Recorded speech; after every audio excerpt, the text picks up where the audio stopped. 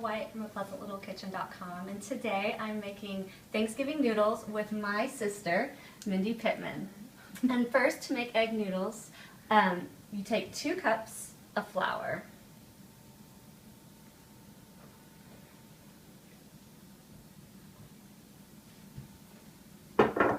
And then add a 1/4 teaspoon of baking powder. Let me put that in for you? Yes, please. Okay. Did you get 2 or 1 cup? I just got 1. You get the Okay. second one. And then add salt. And then add your liquids, which is 3 tablespoons of heavy cream. 1, 2, 3. There you go. Okay. And then 3 eggs. This recipe is very near and dear to our family. It is a recipe that's over 100 years old, and Mindy and I are the 5th generation to make these noodles. Our children are actually the 6th. Every Thanksgiving and Christmas, we make these Thanksgiving noodles. It's egg noodles that you cook with chicken stock and butter. You boil them to a nice fall-apart tenderness, and then the chicken stock has turned into a nice salty gravy. You put on top of mashed potatoes with the turkey. It's delicious. Once you get the wet ingredients into the dry ingredients, take a fork and you incorporate the liquid into the dry ingredients. This is the way that my grandmother made these egg noodles. There's a lot of different ways to make pasta, but I'm showing you the way that my grandmother taught me and the way that her grandmother taught her.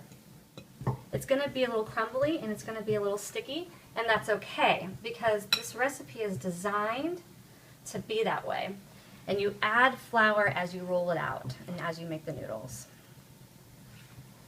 How you doing there, sister? Good. I'm incorporating. Yeah, you are. It's just like a granny's house. Just like a granny. She would be proud. Granny was very territorial over these noodles. Yeah. No one could make them like she could. Once you make a dough ball, you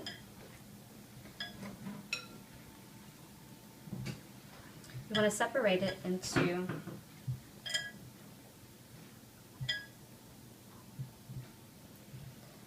how's yours coming? It's coming. Yours is going a little bit better than mine. To about 6 different balls. Because when you roll out the dough, you don't want to have a massive, large dough ball. You want to have smaller ones so that you can manage the dough the best way as possible. Now the women who made this recipe, they lived in rural Oklahoma. Their men ran the 1893 Cherokee Strip land run, claimed territory, and that territory was named after our great-great-great-grandfather who claimed it. Carrier was his last name, and that's how the town Carrier, Oklahoma came into existence. It still is there today. Yeah, it's still there today. And there you go. Dough balls. Now these noodles, you want to flour the surface well because they will stick. Flour your hands. Before you roll out the dough, pat the dough and put a little bit of flour on top. Flour your rolling pin. When you're rolling out your dough, make sure that the surface is floured well, and so is the dough itself. If it begins to stick to the surface, or the work surface, or to your rolling pin, just add a little bit more flour. That's okay. It's the way that this recipe is designed. Roll into a symmetrical shape as much as possible. Once you've rolled out your dough to your desired thickness, you're ready to cut. I prefer my thickness of the dough to be thin enough where you can see the outline of my finger, but not transparent. So once the dough is at a desired thickness, take the ends and gently and lightly roll it into a cylinder. cut the ends off. My cousin said that when his mother and our great-grandmother would make these, he would come by and eat these ends. And then begin to cut into 1/2 inch pinwheels. Will look like that. Once the dough is cut all the way,